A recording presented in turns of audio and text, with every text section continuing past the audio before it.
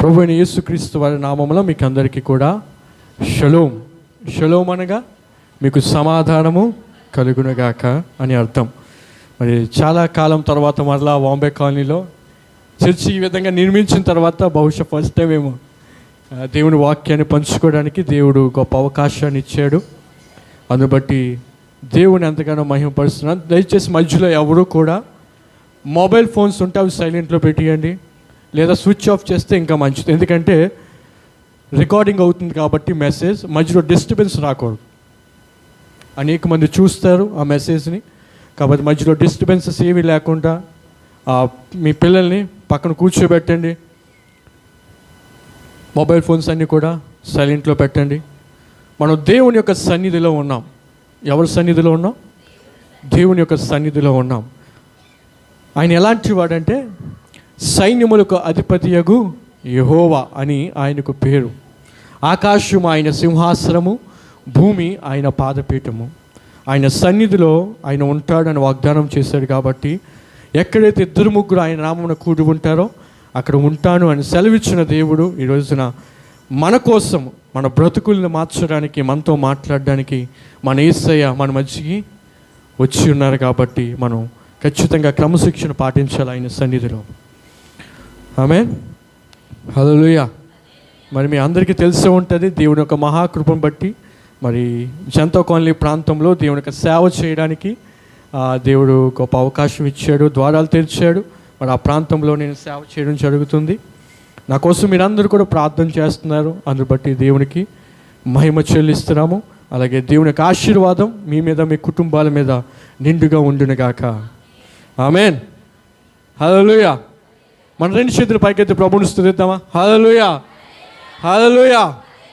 ఈ సమయంలోని ఇందాక మన వాక్య భాగం చదివినట్లు మార్కు సువార్త 10వ అధ్యాయము 17వ వచనం నుండి కొన్ని వచనాలు మనం చదువుకున్నాం. అయితే ఈరోజు నేను ఈ యొక్క మెసేజ్కి ఇచ్చిన టాపిక్ ఏంటంటే ఆ ఒక్కటే. ఏంటిది? భలే కామెడీగా ఉంది కదా. ఆ ఒక్కటే అంటే ఏంటిది? ఆ ఒక్కటే. ఆ ఒక్కటే ఉంటే చాలు నీకు. ఆ ఒక్కటి వదులుకుంటే చాలు. ఆ ఒక్క దాంట్లో నువ్వు ఎదిగితే చాలు. ఆ ఒక్కడు నీకుంటే చాలు. సో నాకు టైటిల్ ఏంటి? ఆ ఒక్కటి. ఏదో సీరియల్ పేరులా ఉందా? అప్పుడే తెలుస్తుంది, ఎక్కడో సీరియల్ పేరు చూసినట్టు ఉంది అని, ఎవరికో స్ట్రైక్ అవుతున్నట్టు ఉంది. కాదు కాదు, ఇది నా మెసేజ్ టైటిల్. దయచేసి సీరియల్ ఇదిలో ఉంటే దయచేసి అక్కడి నుంచి బయటకు వచ్చేయండి. మనం దేవుని మందిరంలో ఉన్నాం. రైట్. ఈ సమయంలో కొన్ని మాటలు మనం దేవుని యొక్క లేఖనాల నుంచి చూద్దాం. ఎంతమంది సిద్ధంగా ఉన్నారు? ఈరోజు దేవుడు నాతో మాట్లాడబోతున్నాడు. Yes, very good. రైట్. నేను ఉన్నది ఉన్నట్టు చెప్తాను, ఎవరు కూడా బాధపడకూడదు. రైట్. దేవుని వాక్యము ఎంత స్పష్టంగా చెప్తుందో, దేవుడు నాతో మాట్లాడిన మాట నాకు దైవ సేవకులు చెప్పినప్పటి నుంచి కూడా ప్రార్థన చేసినప్పుడు దేవుడు నాకు ఇచ్చిన మాటను నేను ప్రిపేర్ అయ్యి దేవుని సన్నిధిలో సిద్ధం చేసుకొని మీ మధ్యలోకి వచ్చాను. నేను ఉన్నది ఉన్నట్టు చెప్తాను, మేము కూడా విన్నట్టుగా వింటామని వాళ్ళు గట్టిగా చప్పట్లు కొడదాం. Very good. మీరు మామూలు కాదు అసలు. నేను మాత్రం ఉన్నది ఉన్నట్టు చెప్పాలా? బైబిల్ అది. మీరు మాత్రం విన్నట్టుగా వింటారా? వినరన్నమాట. పాస్ట్గా ఎన్నిసార్లు మోసం చేస్తారు మీరు ఎలాగా? రైట్. మేము కూడా వింటాము అన్న వాళ్ళు గట్టిగా చప్పట్లు కొట్టండి. రైట్. దేవునికి మహిమ కలుగునగాక. అయితే ఈరోజు చదవబడిన యొక్క భాగము నుండి మీకు 4 అంశాలు చెప్పాలని ఆశపడుతున్నాను. అందులో మొదటిది సరైన దేవుడు. ఏంటిది? సరైన దేవుడు. రెండవది సరైన విధానం. ఏంటిది? మూడవది సరైన కోరిక. ఏంటిది? నాలుగవది సరిదిద్దుకోకపోవడం. ఏంటిది? ఎందుకంటే ఒకే రైమింగ్లో చెప్పాను, మీకు గుర్తుంటుందని. ఓకేనా? 4 అంశాలు మాట్లాడుతానన్నాను. అందులో మొదటిది సరైన దేవుడు, రెండవది సరైన విధానము, మూడవది సరైన కోరిక, నాలుగవది సరిదిద్దుకోకపోవడం. అసలు ఏటి ఈ 4 టాపిక్స్ యొక్క సారాంశం ఏంటనేది ఈరోజు మీతో మాట్లాడాలని ఆశపడుతున్నాను. అందులో మొదటిగా సరైన దేవుడు. మార్కు సువార్త 10:17 ఆయన బయలుదేరి మార్గమున పోవచ్చుండగా ఒకడు పరిగెత్తుకొని వచ్చి, మొదటిగా సరైన దేవుడు. యేసు ప్రభు వారు ఈ భూలోకములో ఆయన సేవ చేసినప్పుడు, ఆయన పరిచర్య చేసినప్పుడు ఆయన అనేక ప్రాంతాలు తిరుగుతూ, అనేకమైన ప్రాంతాల్లో దేవుని యొక్క సువార్తను ప్రకటిస్తూ, అన్యాయం చేయబడిన వారికి విడుదలనిస్తూ, అనారోగ్యంతో ఉన్నవారిని బాగు చేస్తూ, బందీలుగా ఉన్నవారిని విడిపిస్తూ, మరణించిన వారిని ఆయన మరలా తిరిగి లేచే విధంగా ఆయన చేసి తన జీవిత కాలంలో 3.5 సంవత్సరాల సేవా పరిచర్యలోని దేవుడు అనేకమైన ఆశ్చర్య కార్యాలు, అద్భుత కార్యాలు ఆయన చేశాడు. అదంతా కూడా మనకి తెలుసు. ఈ 4 సువార్తల్లో కూడా ఆ మాటలు వ్రాయబడి ఉంది. అవునా కదా? అందరూ చదివారా లేదా? అందరము చదివాము, అందరికీ తెలుసు. అయితే ఇక్కడ మనం చూసినట్లయితే యేసు ప్రభు వారు ప్రార్థన ముగించుకొని, ఆయన ప్రార్థన చేసుకొని అన్ని ప్రాంతాలు ఆయన తిరుగుతూ దేవుని యొక్క సువార్తను ప్రకటిస్తూ ఒక ప్రాంతంలోకి వచ్చిన తర్వాత ఆ ప్రాంతంలోకి ఒక యవనస్తుడు వచ్చాడు. ఎవరు వచ్చాడు? ఒక యవనస్తుడు వచ్చాడు. ఎందుకు ఆ యవనస్తుడు వచ్చాడంటే, ఆ యవనస్తునికి తెలిసింది, ఒక వార్త వినబడింది. ఏంటి ఆ వార్త అంటే, బ్రతుకులను మార్చే దేవుడు, సృష్టిని చేసిన దేవుడు, సృష్టికర్త ఈ లోకములకు వచ్చాడు. ఆయన ఎవరైతే బంధించబడి ఉన్నారో వారిని విడిపిస్తున్నాడు, ఎవరైతే అనారోగ్యంతో ఉన్నారో వారికి స్వస్థపరుస్తున్నాడు, ఎవరైతే విరిగి నలిగిన హృదయంతో ఉన్నారో వారిని బాగు చేస్తున్నాడు అని చెప్పి ఒక యవనస్తుడు వినినప్పుడు, ఈ యవనస్తుడు ఏం చేశాడంటే, అటువంటి దేవుడు ఎవరు? అటువంటి దేవుడు ఎవరు? బ్రతుకులు మార్చే దేవుడా, మనతో మాట్లాడే దేవుడా, మనం ఏది అడిగితే దానికి సమాధానం ఇచ్చే దేవుడా, మనం ప్రార్థించగానే మనకు జవాబులు ఇచ్చే దేవుడా, ఎవడు ఆ దేవుడు అని చెప్పి ఆ యవనస్తుడు ఏం చేశాడంటే, యేసు ప్రభు వారు ఆ మార్గం గుండా వస్తున్నప్పుడు ఆ సరైన దేవుడు ఎవరు అని తెలుసుకోవడానికి ఆ యవనస్తుడు అక్కడికి వచ్చాడండి.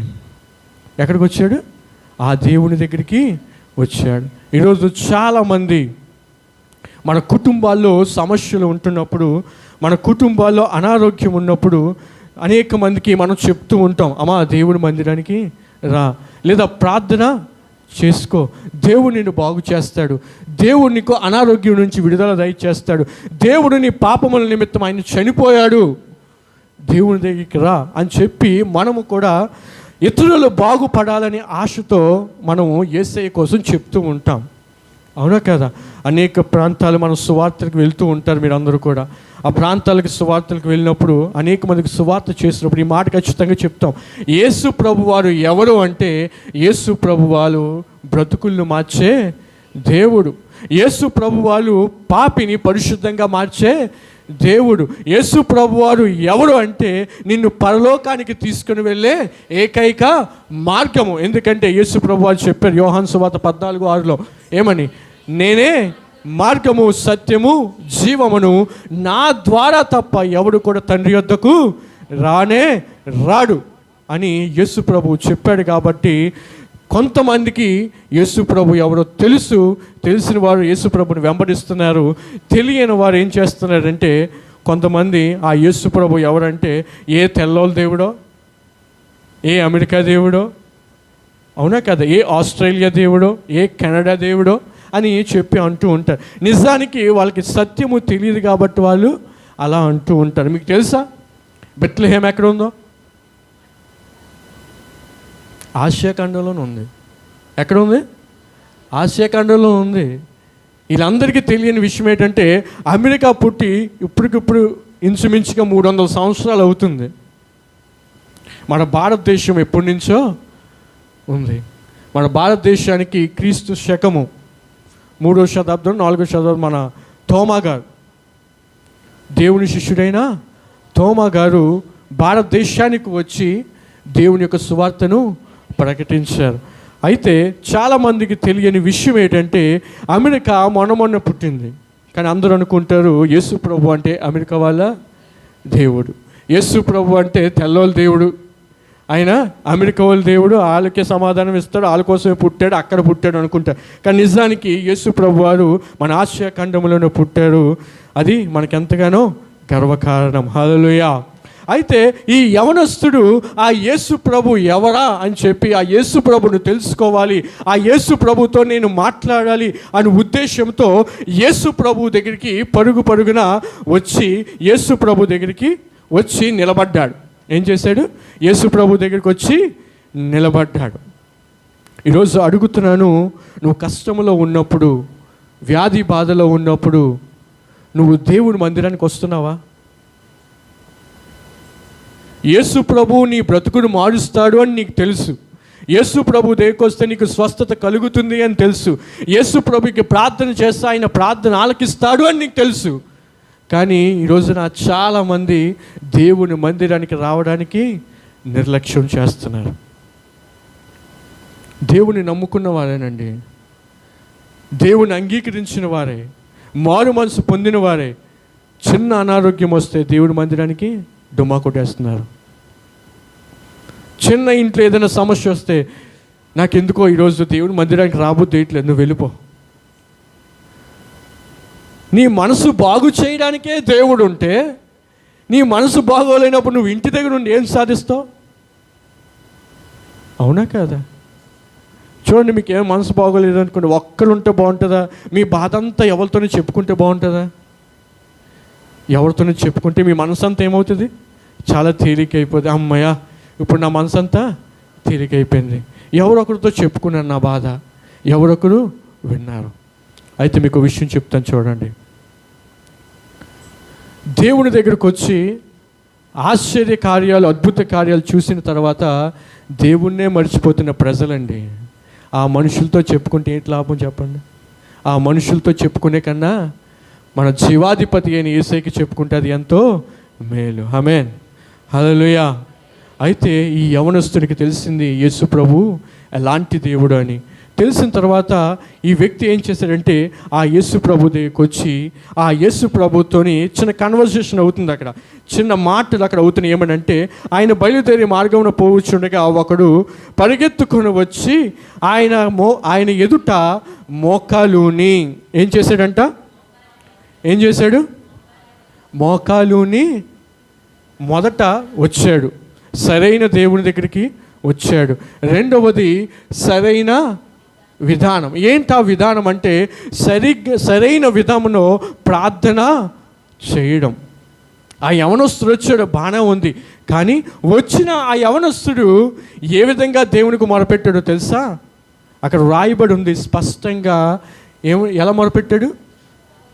తన మోకాల మీద పడ్డాడు. ఈ మోకాల మీద పడ్డం దేనికి తెలుసా సాదృశ్యము? చెప్తారు ఎవరైనా? ఈ మోకాల మీద పడ్డం దేనికి తెలుసా సాదృశ్యం? దేనికి? సరెండర్ అవడం. ఇంకా దేవునికి సరెండర్ అవడం. ఇంకా రైట్. ఈ మోకాళ్ళ విధానం దేనికంటే సాధారణంగా మనకు వేదన కానీ రోదన కానీ మన జీవితంలో కష్టము కానీ నష్టము కానీ ఉన్నప్పుడు మనం మామూలుగా ఏడ్చేదానికన్నా కొంతమంది చూడు బాగా వేదన ఉంటే ఇలా మోకాల మీద పడిపోతారు. మోకాల మీద పడిపోయి ఆ తలకాయ ఏం చేస్తారు? ఆ కాలు మధ్యలో పెట్టేసి ఏడుస్తూ ఉంటారు. ఎప్పుడు తెలిసి ఈ మోకాలు వేస్తారు? ప్రభువా, నా హృదయంలో వేదన ఉంది, నా హృదయంలోని ఎవరికీ చెప్పుకోలేనటువంటి వేదన ఉంది. ఆ వేదన ఎవరితో చెప్పుకున్నది తీరేది కాదు.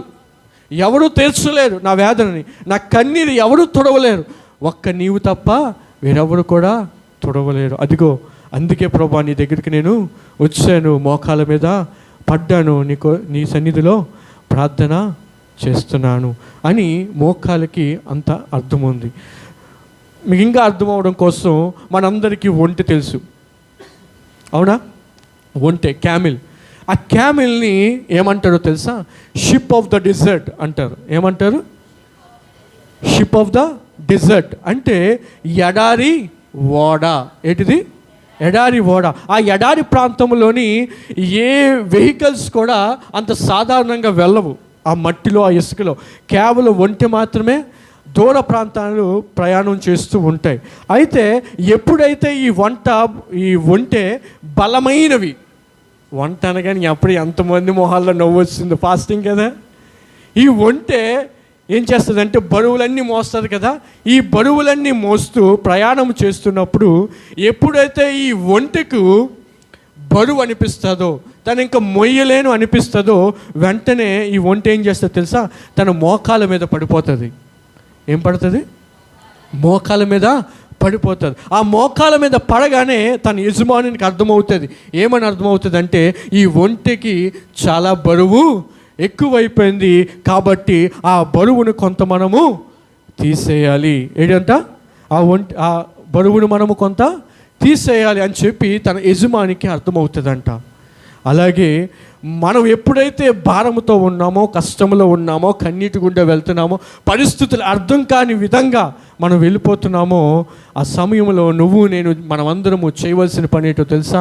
ప్రభు సన్నిధికి వచ్చి ఆయన ఎదుట మోకాళ్ళ మీద పడి, అయ్యా ఇంక నా వల్ల చేత కాదు, ఇంక నేను ఈ బరువు మోయలేను, ఈ అనారోగ్యం నేను భరించలేనయ్యా, ఈ బాధలు నేను భరించలేను, ఈ అప్పుల బాధ నేను భరించలేను, ఈ కుటుంబంలో కలహాలు నేను భరించలేను, దయచేసి నాకు సహాయము చెయ్యవా అని చెప్పి మోకాళ్ళ మీద పడి ప్రార్థన చేస్తే తప్పకుండా మన దేవుడు జవాబులు అనుగ్రహిస్తాడు. హల్లెలూయా.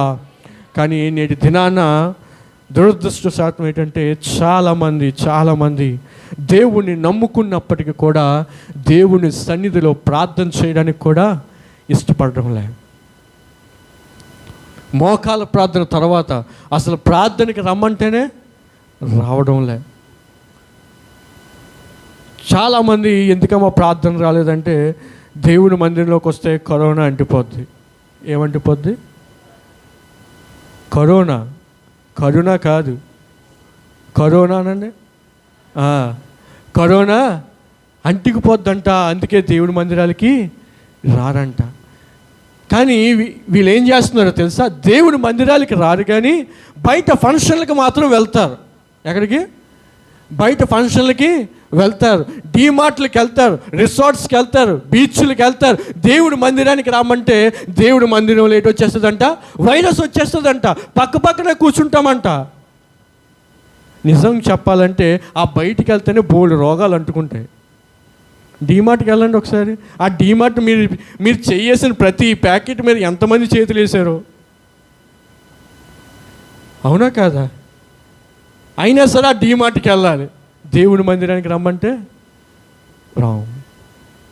దయచేసి గమనించండి. మీరు ఎప్పుడైతే మోకాళ్ళ మీద పడి నీ కుటుంబం కొరకు, నీ సంఘము కొరకు, నీ బిడ్డల కొరకు నువ్వు ప్రార్థన చేస్తావో, అప్పుడు ఖచ్చితంగా నీ ప్రార్థనకు ఆయన జవాబులు అనేవి అనుగ్రహిస్తాడు. హల్లెలూయా. ఈరోజు తల్లిదండ్రులుగా పిలువబడుతున్న మీరు మీ బిడ్డలు చెప్పగలరా? నా తల్లి ఎప్పుడు నా కోసం ప్రార్థన చేస్తుంది మోకాళ్ళ మీద పడి, నా తండ్రి ఎప్పుడు నా కోసం ప్రార్థన చేస్తాడు అని మీ బిడ్డలు మీకోసం చెప్పగలరా మాట?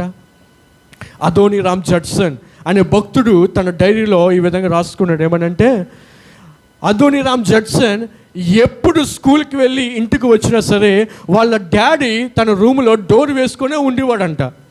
ఏం చేసేవాడు? డోర్ వేసుకొనే ఉండేవాడంట.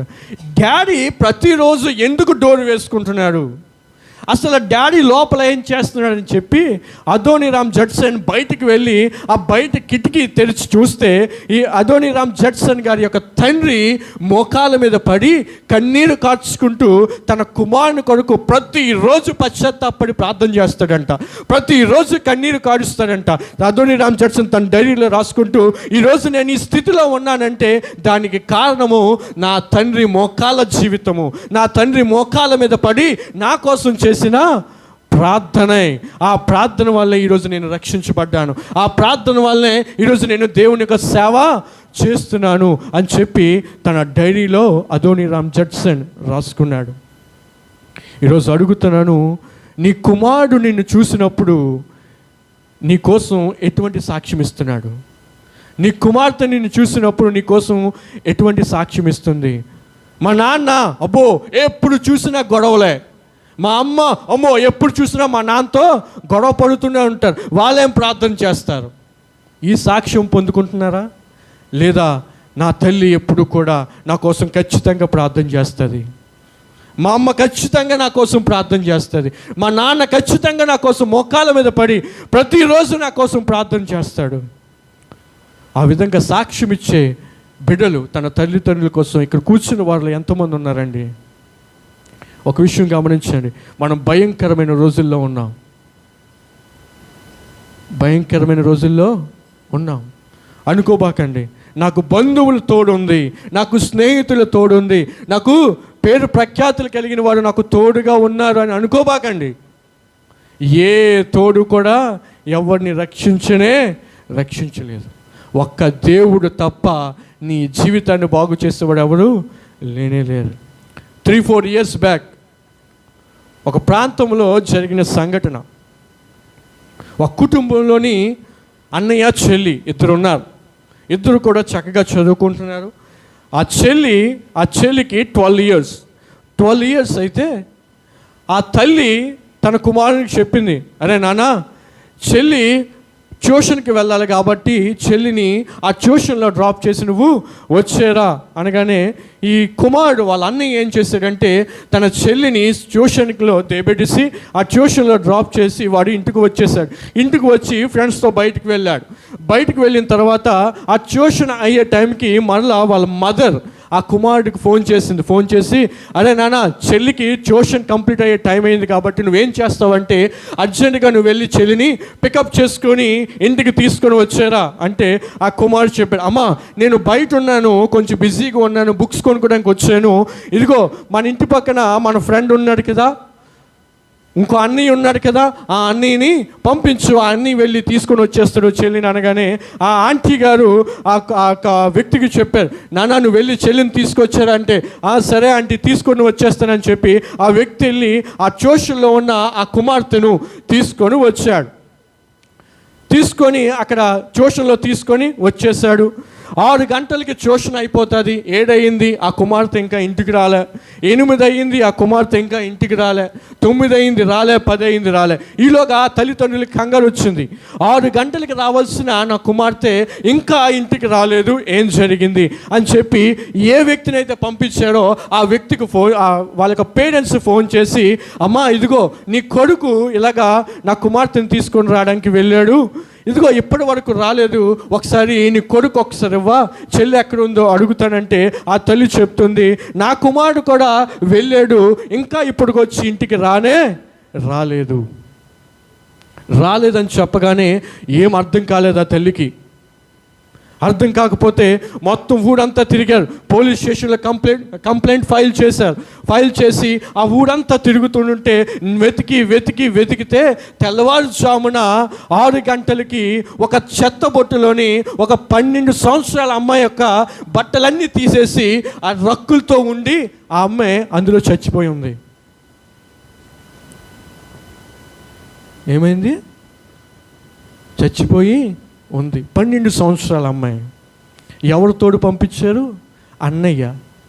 అన్నయ్యగా ఉంటాడు కదా, తీసుకొచ్చేస్తాడు జాగ్రత్తగా అని చెప్పి పంపిస్తే ఆ దుర్మార్గుడు చేసిన పని. దయచేసి గమనించండి పేరెంట్స్, భయంకరమైన రోజుల్లో ఉన్నాం. బంధువులను నమ్మో, స్నేహితులను నమ్మో, వాళ్ళు తోడుగా ఉంటారులే, వీళ్ళు తోడుగా ఉంటారులే అని చెప్పి మీ బిడ్డల్ని ఎవరికి పడితే వాళ్ళకి అప్పగించకండి. నీ ముందు నమ్మకంగా ఉంటాడు, నీ ముందు చెల్లి అనుకొని తిరుగుతాడు, అన్నయ్య అనుకొని పిలిపించబడతాడు, కానీ వాడు హృదయంలో ఎటువంటి ఆలోచనలు ఉన్నాయో ఎవరికి తెలియదు. పాపం ఆ తల్లి చెల్లిని తీసుకొని రారా అని పంపిస్తే వాడు కనిపించలేదు. ఇంక మళ్ళీ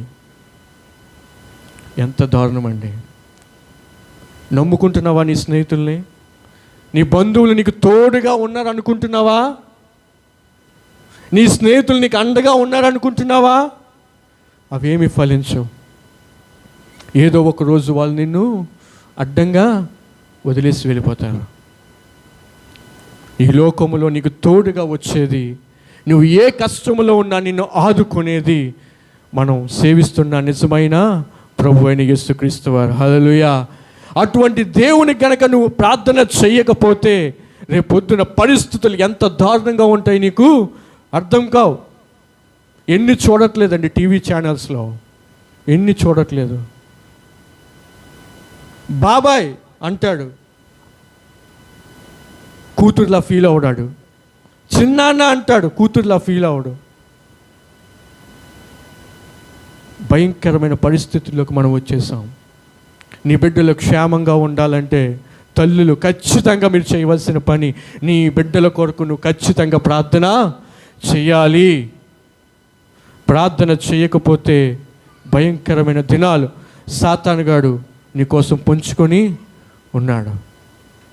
తండ్రులుగా పిలువబడుతున్నారు, ఖచ్చితంగా మీ బిడ్డల కోసం ప్రార్థన చేయాలి.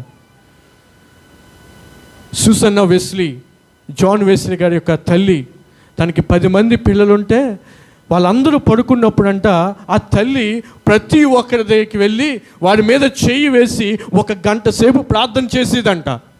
ఎంతసేపు? గంట సేపు. ఆ రాత్రంతా ప్రార్థన చేస్తూనే ఉండేది ఆ తల్లి. దాని ప్రతిఫలం ఏమైందో తెలుసా? వాళ్ళు పెద్ద యొక్క గొప్ప సేవకులు అయిపోయారండి. దేవుని సేవ గొప్పగా చేశారు. ఈరోజు నీ బిడ్డల కోసం ప్రార్థించలేకపోతున్నావే ఓ తల్లి, ఓ తండ్రి, నీ బిడ్డల సంగతి ఏంటి? నువ్వు మోకాల మీద పడి నీ దేవుని యొక్క సన్నిధిలో నీ బిడ్డల కోసం నువ్వు ప్రార్థన చేయలేకపోతున్నావే, భవిష్యత్తు ఎలా ఉండబోతుందో నీకు తెలుసా? నీ కుమార్తెలు, నీ కుమారులు ఎలా ఉండబోతున్నారో నీకు తెలుసా? జాగ్రత్త. మీరు ప్రార్థన చేసినప్పుడు ఖచ్చితంగా మీ బిడ్డలకు ప్రార్థన నేర్పించండి. నేటి దినాన క్రైస్తవులు చేస్తున్న పెద్ద తప్పేటో తెలుసా? వాడే తెలుసుకుంటారులే ఏంటిది ఎలా పాడైపోవాలో, వాడే తెలుసుకుంటాడు. మనం ఫోర్స్ చేయకూడదండి దేనికినా. తర్వాత ఎక్కడికో పోతాడాడు. దేవునికి వాక్యం సెలవిస్తుంది, బాలుడు నడవలసిన త్రోవను వానికి నేర్పించు, వాడు పెద్దవాడైనప్పుడు దాని నుండి తొలగిపోడు. నువ్వు నేర్పించాలి. వాడు వినట్లేదా? 2 మొట్టికాయలై ప్రార్థనలో కూర్చోమని చేయించు ప్రార్థన. వాడికి అలవాటు చేయి. వాడు ఎప్పుడో నేర్చుకుంటాడులే, వాడు ఏం చిన్నవాడు కాదులే, వాడు తర్వాత నేర్చుకుంటాడులే అంటే నువ్వు వాడిని వదిలేసావా సాతాను గడు పట్టుకుంటాడు. ఏంటిది? నువ్వు నీ బిడ్డను వదిలేస్తే ఎవడు పట్టుకుంటాడు? సాతాను గడు పట్టుకుంటాడు. జాగ్రత్త. ఆడు పట్టుకున్నాడు, ఆ మడలా నువ్వు పట్టుకోవడానికి నీకు ఛాన్స్ ఇవ్వడు. ఎంత భయంకరమైన రోజులండి. రీసెంట్గా మారికవలసలో ఎంత భయంకరమైన సంఘటన అండి.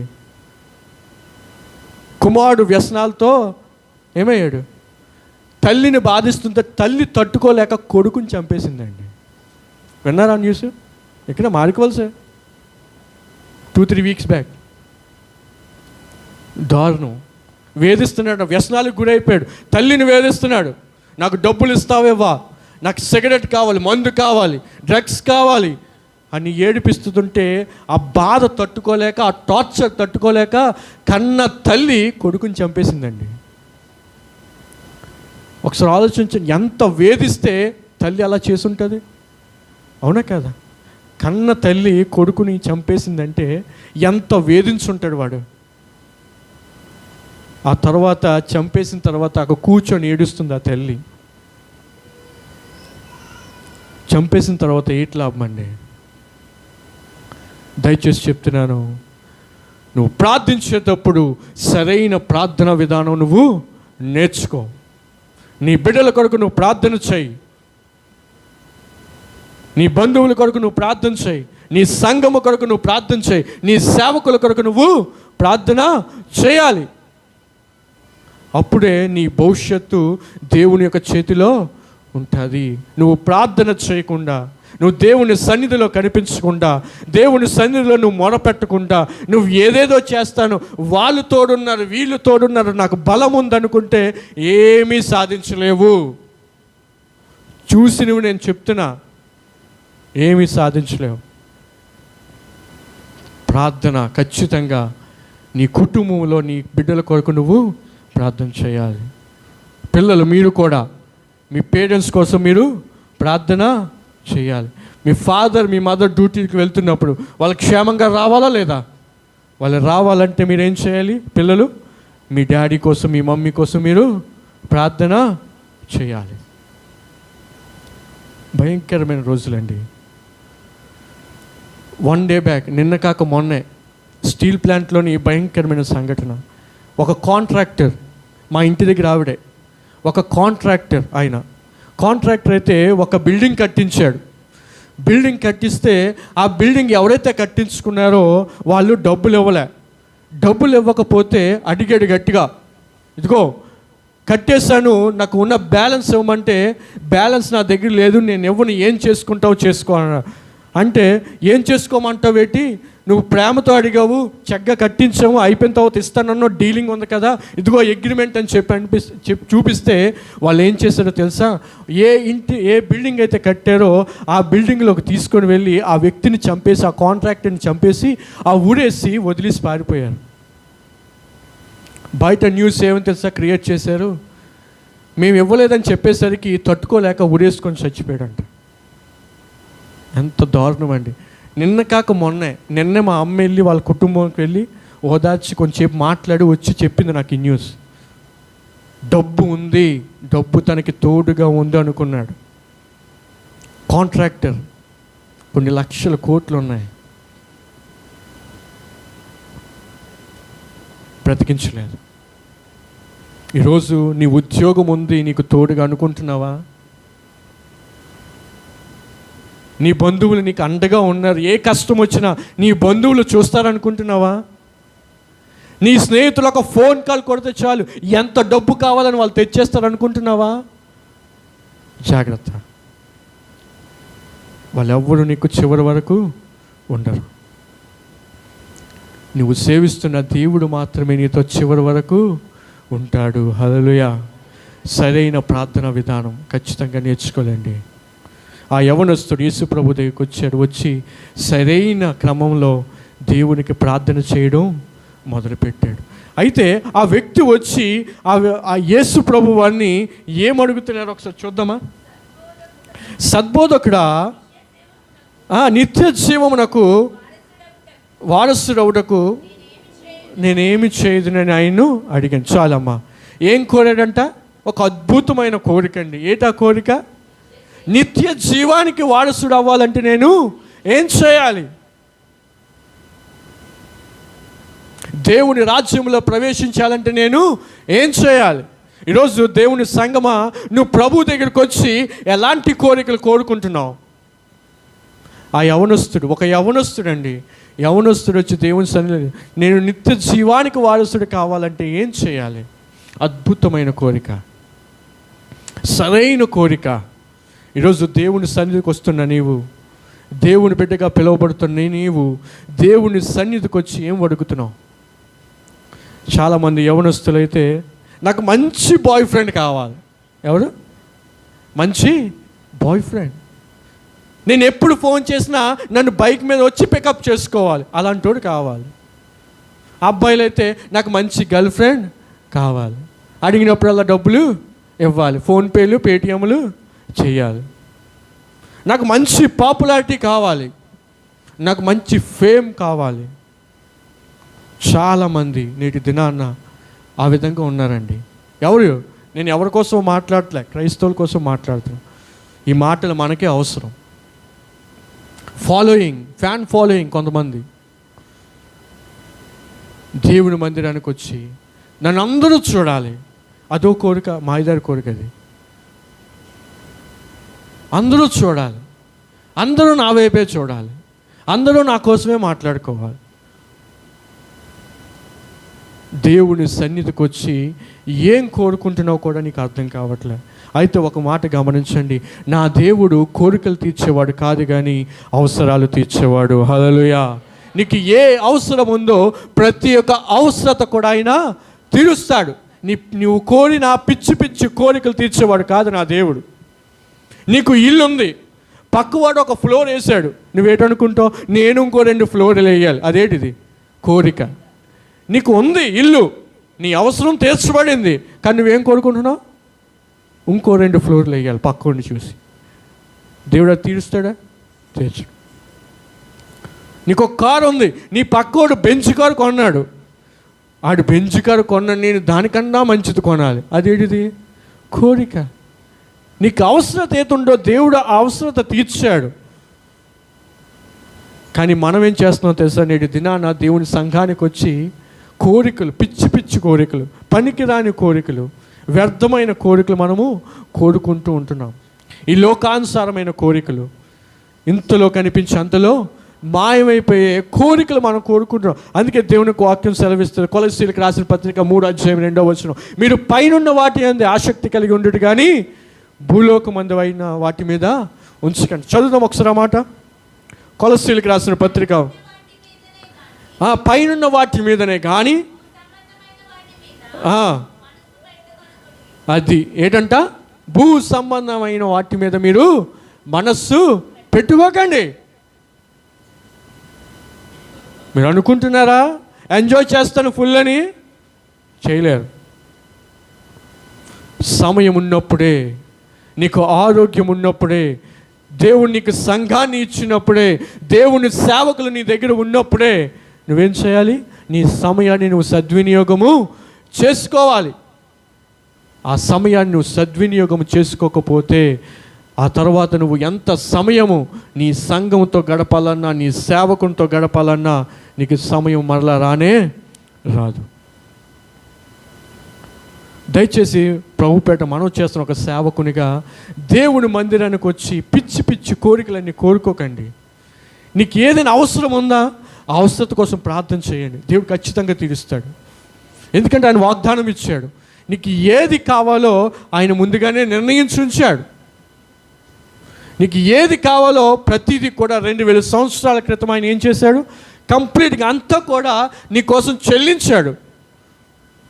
నువ్వు చేయవలసిన పని, నీకు ఏది అవసరమో నువ్వు సరైన విధానంలో నువ్వు అడిగితే దేవుడు నీకు దాన్ని అనుగ్రహిస్తాడు తప్పకుండా. ఆకాశ పక్షుల్ని పోషించట్లేదండి దేవుడు? వాళ్ళ అవసరతలు తీర్చట్లేదా దేవుడు? సింహపు పిల్లలైన ఆకలి కొని ఉంటాయేమో కానీ నన్ను నమ్ముకున్న వారు ఏమాత్రం ఆకలి కొని ఉండరని వాగ్దానం చేశాడండి నా దేవుడు. అవసరం ఖచ్చితంగా ఆయన తీరుస్తాడు. ఒకానొక సమయాన ఒక తల్లి ఆ రోజు ఆ ఇంట్లోని తిండికి ఆహారం లేకపోతే ఒక షావుకారు దగ్గరికి వెళ్ళిందంట. ఒక షాప్కి వెళ్ళింది. ఆ షాప్కి వెళ్ళి ఆ షాప్లో ఉన్న యజమానికి అడుగుతుంది, అయ్యా ఈరోజు నాకు తినడానికి ఏమీ లేదు, దయచేసి నీ షాప్ నుండి నాకు ఏమైనా కొంత ఇస్తావా? నేను నా కుమార్తె తిని ఈరోజు ఆకలి నేను తీర్చుకుంటాం అని చెప్పినప్పుడు ఆ షాప్ ఓనర్ నాస్తికుడు, దేవుడంటే పడనివాడు, దేవుడంటే ఇష్టం లేనివాడు. అయితే ఈలోగా ఆ షాప్ ఆయన అన్నాడంట, ఏమ్మా రోజు ప్రార్థన చేస్తున్నావుగా, రోజు బైబిల్ చదువుతున్నావుగా, ప్రతి వారం చర్చికి వెళ్తావుగా, నీ దేవునికి ప్రార్థన చేస్తే ఆకాశం నుండి పంపించలేదా ఈరోజు ఆహారం అన్నాడంట. ఏంటన్నాడు? ఆహారము పంపించలేదా నీ దేవుడు నా దగ్గరికి వచ్చావు అంటే, అడిగానయ్యా అందుకే నీ దగ్గరికి వచ్చాను అన్న. అవునా, అడిగావా? నా దగ్గరికి వస్తే దేవుడు ఇస్తానన్నాడా? అయితే ఒక పని చేయి, నీకు ఏం కావాలో, ఏ వస్తువులు కావాలో ఒక చిన్న పేపర్ మీద రాసి ఆ తక్కెట్లో వెయ్యి అన్నాడంట. ఏం చేయమన్నాడు? నీకు ఏం కావాలో ఆ వస్తువులన్నీ కూడా ఒక చిన్న పేపర్ మీద రాసి ఆ తక్కెట్లో వేయు. ఆ తక్కెట్లోని ఆ పేపర్ బరువుకి ఎంత తోస్తే నీకు ఆ వస్తువులన్నీ ఇచ్చేస్తాను అన్నాడు. ఎంత దారుణం అండి! కాగితం మొక్కకి ఏమైనా తేలుతుందా? ఆ తక్కెట్లో పెడితే ఏమైనా బరువు లెగిస్తుందండి? లేగదు. అయితే ఈమె అందంట, ఆల్రెడీ రాశానండి అందంట. ఆల్రెడీ రాసావా? ముందే ఫుల్ ప్రిపరేషన్తో వచ్చావు మాట ఏది నువ్వు? మంచిది మంచిది, అయితే అది ఇవ్వని చెప్పి ఆ పేపర్ తీసుకున్నాడు. పేపర్ తీసుకొని ఆ తక్కెట్లో వేశాడు. తక్కెట్లో వేయగానే ఆ తక్కెట్ అలాగే ఉంది. ఇదేంటి తక్కెట్ లేగట్లేదు అని చెప్పి వెంటనే మనోడు ఏం చేశాడంటే అక్కడ ఉన్న బ్రెడ్ ప్యాకెట్ తీసుకొని వచ్చి ఆ తక్కెట్లో వేశాడు. తక్కెట్లో వేసినా సరే ఇది లేగట్లేదు. ఈ పేపర్ వేసింది కదా, ఈ పేపర్ మాత్రం లేవట్లేదు. లేవకపోతే మనోడు కంగారు వేస్తుంది, ఇదేంటి బ్రెడ్ వేసాం కదా ఇంకా లేవలేదు, అమ్మా ఇంకేం కావాలి చెప్పు అంటే, ఒక బ్రెడ్ ఏం సరిపోద్ది, ఇంకో బ్రెడ్ ప్యాకెట్ వేయండి అందంట. ఏంటిది? ఒక బ్రెడ్ ఏం సరిపోద్ది, ఇంకో బ్రెడ్ ప్యాకెట్ వేయండి అనగానే ఇంకో బ్రెడ్ ప్యాకెట్ తెచ్చి రెండో బ్రెడ్ ప్యాకెట్ వేసాడు. అయినా అది లేగలేదు. లేకపోతే అమ్మ ఇంకేం కావాలి, బ్రెడ్ ఉంది, పాలు లేకపోతే ఏంటండి, ఆ పాలు ప్యాకెట్ కూడా వేయండి, 2 ప్యాకెట్లు అందంట. అంటే ఆ 2 ప్యాకెట్లు తెచ్చి ఆ 2 ప్యాకెట్లు వేసాడు. 2 ప్యాకెట్లు వేసి అమ్మ ఇంకేం కావాలంటే ఒక్కొక్కసారి పిల్లలు జామ్ అడుగుతారండి బ్రెడ్తోని, ఆ జామ్ ప్యాకెట్ కూడా వేయండి అంటే సరే నేను జామ్ ప్యాకెట్ కూడా వేశాడు. వేసేసరికి ఈలోగా ఆ షాప్కి అందరూ వస్తుంటున్నారు, అందరూ చూస్తుంటే వీడికి అర్థమైపోయింది, ఈవిడ కానీ ఇక్కడ ఉంటే నా పరువు ఎలాగా పోతుంది అని చెప్పి త్వరగా ఆ ప్యాకెట్ ఆ వస్తువులన్నీ కూడా ప్యాక్ చేసి అమ్మ నువ్వు ముందు వెళ్ళిపో తర్వాత చూసుకుందాంలే అని చెప్పి ఆ వస్తువులన్నీ ఇచ్చేసాడు. వస్తువులన్నీ ఇచ్చేసి ఈ షాప్కి వచ్చిన వాడు అందరూ కూడా వాళ్ళకి ఏంటంటే కావాలి అన్నీ చూసేసి ఆలోచించడం మొదలుపెట్టాడు. ఆమె వచ్చింది, అడిగింది, తక్కెట్లో పేపర్ వేయమన్నాను, వేసింది. ఆ పేపర్కి షాప్లో సగం సామాన్ వెళ్ళిపోయాయి. అసలు ఏం జరిగిందని చెప్పి ఆలోచిస్తూ ఇలా పైకి చూస్తే ఆ తెక్కిన మధ్యలో ఇరిగిపోయి ఉందంట. ఏమైంది? ఆ తెక్కిన మధ్యలో ఇరిగిపోయి ఉందంట. ఇరిగిపోయి అంటే మనోడు ఓ ఎంత దారుణం జరిగింది, అది ఇరిగిపోయిందా, ఇంతకీ ఈమె ఈ పేపర్లో ఏది రాసిందని చెప్పి ఆ పేపర్ తీసి చదివాడంట. ఏమని? ఆ పేపర్ తెరవగానే ఆ పేపర్లో ఆమె రాసిందంటే ఈ విధంగా, పరలోకమందున మా తండ్రి, మీకు ఏది అవసరమో అనుదిన ఆహారం మాకు అనుగ్రహిస్తానన్నావు కదా ప్రభా, ఇదిగో ఈరోజు మా అనుదిన ఆహారం మాకు దయచేయండి, ఆమేన్ అని రాసిందంట. దేవునికి మహిమ కలుగును గాక. హల్లెలూయా, హల్లెలూయా. ఎంత గొప్ప దేవుడు అండి మన దేవుడు. నీకు అవసరం ఉంటే నువ్వు విశ్వాసంతో ప్రార్థిస్తే, దేవుని సన్నిధిలో నువ్వు మొరపెడితే ఆ తక్కిటేటి ఎలాంటి తక్కిట్లైనా సరే ఏమి కావు. మన దేవుడు అంత గొప్పవాడండి.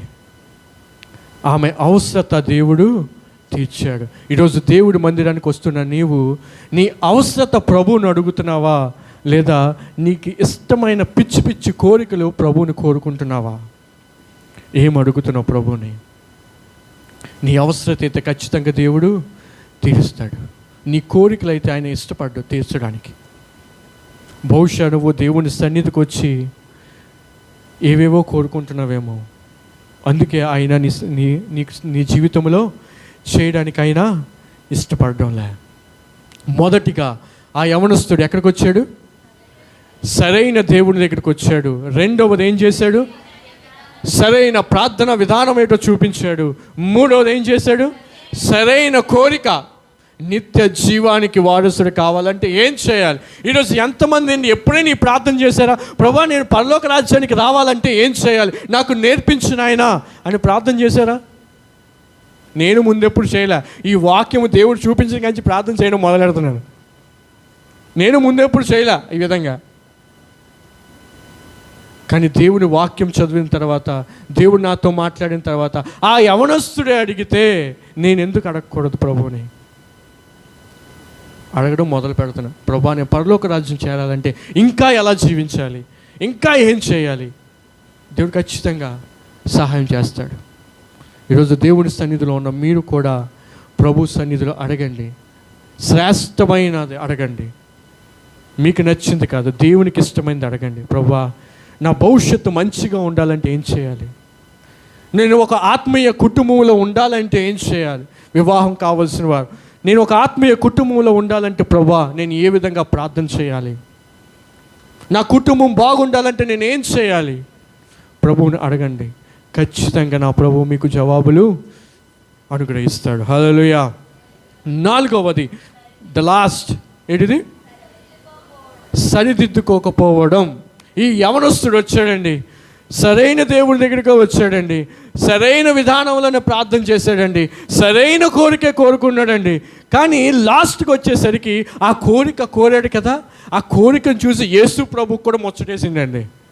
అబ్బాబ్బా ఎంత మంచి వ్యక్తివయ్యా అని చెప్పి ఆ వ్యక్తి అడిగిన కోరికను బట్టి యేసు ప్రభు ప్రేమించడం మొదలుపెట్టాడంట. ఆ వ్యక్తిని ఏం చేశాడు ఒకసారి చదువుదామా?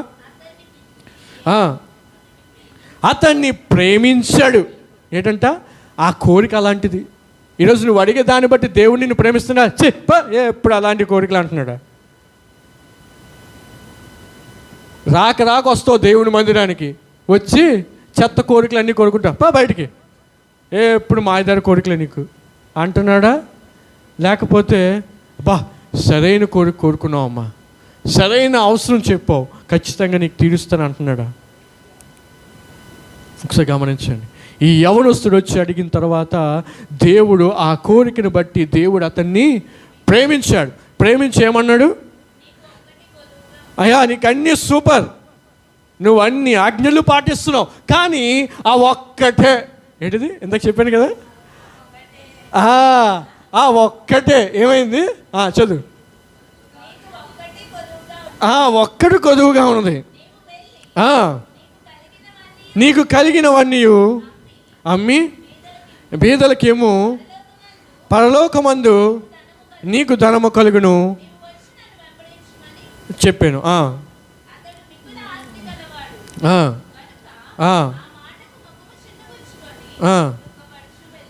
అయ్యో ఏం చేశాడు? దుఃఖపడుచు వెళ్ళిపోయాడంట. దేవుని దగ్గరికి వచ్చాడు, బాగా అడిగాడు, దేవుని హృదయాన్ని దోచుకున్నాడు. అయ్యా, అయితే ఒకే ఒక్కటి, నువ్వు బాగా డబ్బు సంపాదించావు కాబట్టి ఆ డబ్బుని ఏం చేయి, నీ ఆస్తి అంతా అమ్మేసి పేదలకు ఇచ్చే. ఇగో నాతో పాటు నా వెనకాల 12 మంది శిష్యులు ఉన్నారు. ఎంతమంది? 12 మంది ఉన్నారు. వీళ్ళతో పాటు కూడా నువ్వు కూడా జాయిన్ అయిపో అంటే ఆ ఒక్కటి మాత్రం వదలడంట. యేసు ప్రభు కావాలంట, ఆయన సన్నిధిలో ప్రార్థన చేస్తాడంట, దేవుని ప్రేమిస్తున్నాడంట, వాక్యానుసారంగా జీవిస్తున్నాడంట, కానీ ఆ ఒక్కటి మాత్రం వదలడంట. చూడండి, మీకు విషయం తెలుసా? యేసు ప్రభుకి ఆ యవనస్తుడికి సంభాషణ జరిగిన తర్వాత మరలా ఆ యవనస్తుడు ఎప్పుడు యేసు ప్రభు కంటికి కనిపించలే. మరలా ఎప్పుడు కనిపించలే యేసు ప్రభుకి, రావడానికి ఇష్టపడలే. ఈరోజు అడుగుతున్నాను, దేవుని నమ్ముకున్నావు, దేవునికి ప్రార్థన చేస్తున్నావు, దేవుని సన్నిధిలో నీ అవసరాలన్నీ తీర్చుకుంటున్నావు. దేవుడు అంటున్నాడు, నీకు నాకు దూరంగా పెట్టేది ఒకటి ఉంది, అది వదిలేస్తావా? అది వదిలేస్తావా? ఆ యవనస్తుని దేవుడు అదే అన్నాడు, నీకు అన్నీ బాగానే ఉన్నాయ్యా, నేను కూడా నిన్ను ప్రేమిస్తున్నాను, అయితే ఇంకా నువ్వు నాకు దగ్గర అవ్వాలంటే నువ్వేం చేయాలి?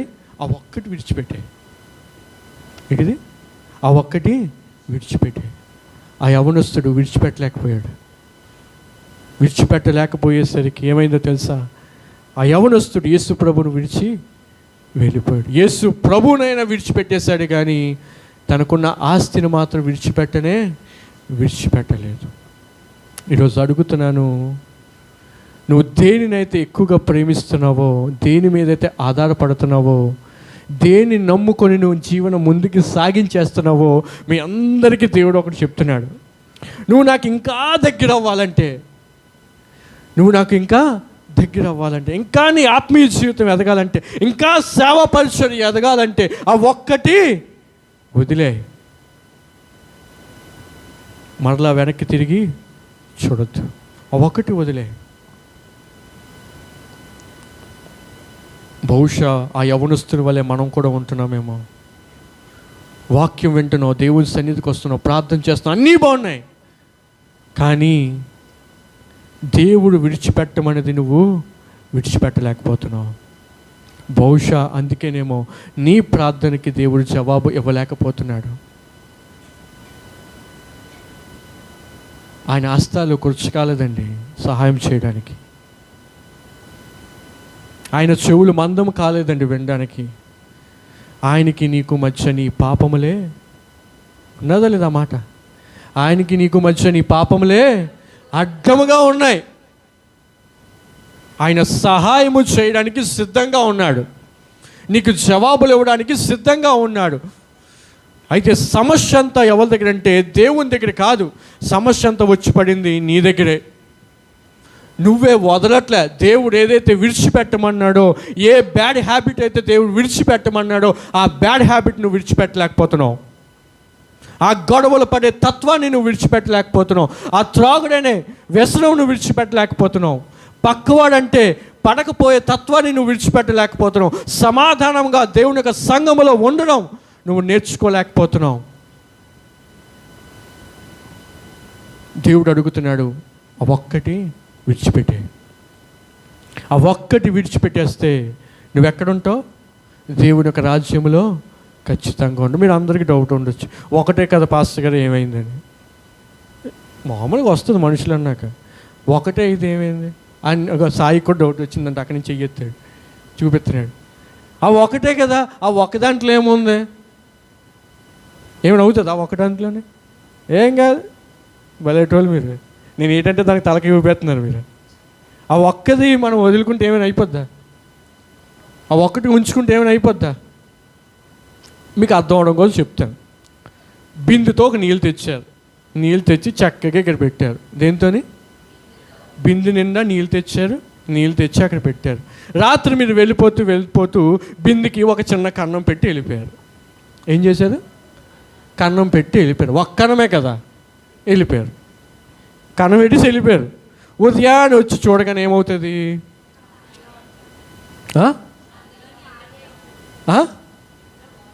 అందులో వాటరు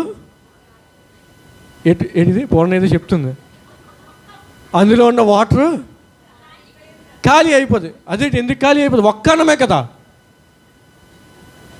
ఒక్క కన్నం పెడితే నీరంతా ఖాళీ అయిపోద్దా?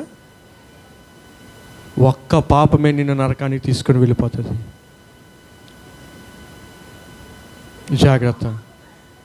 ఆ ఒక్క పాపమే, ఆ ఒక్క బ్యాడ్ రిలేషన్షిప్, ఆ ఒక్క బ్యాడ్ మెసేజ్, ఆ ఒక్క బ్యాడ్ రాంగ్ కాల్, ఆ ఒక్క బ్యాడ్ పర్సన్ నేను నరకానికి ఇచ్చుకొని వెళ్ళిపోతాడు. జాగ్రత్త.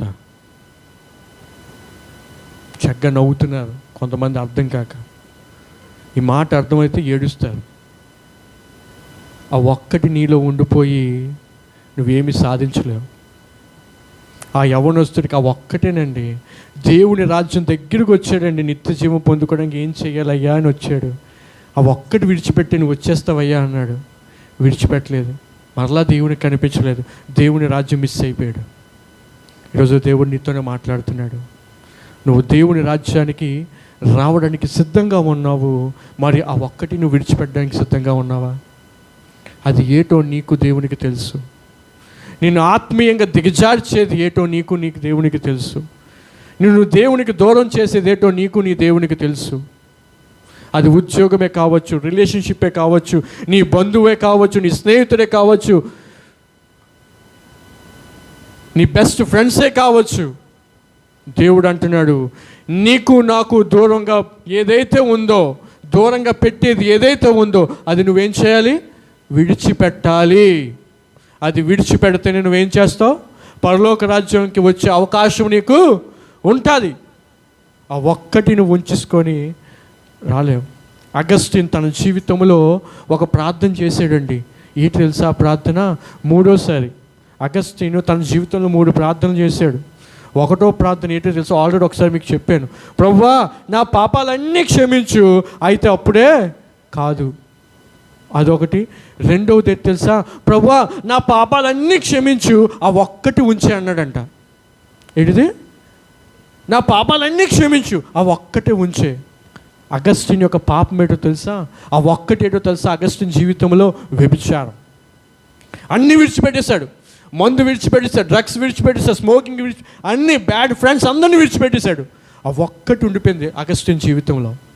చివరికి తన పాపము ఆ ఒక్కటి ఏం చేసింది తెలుసా?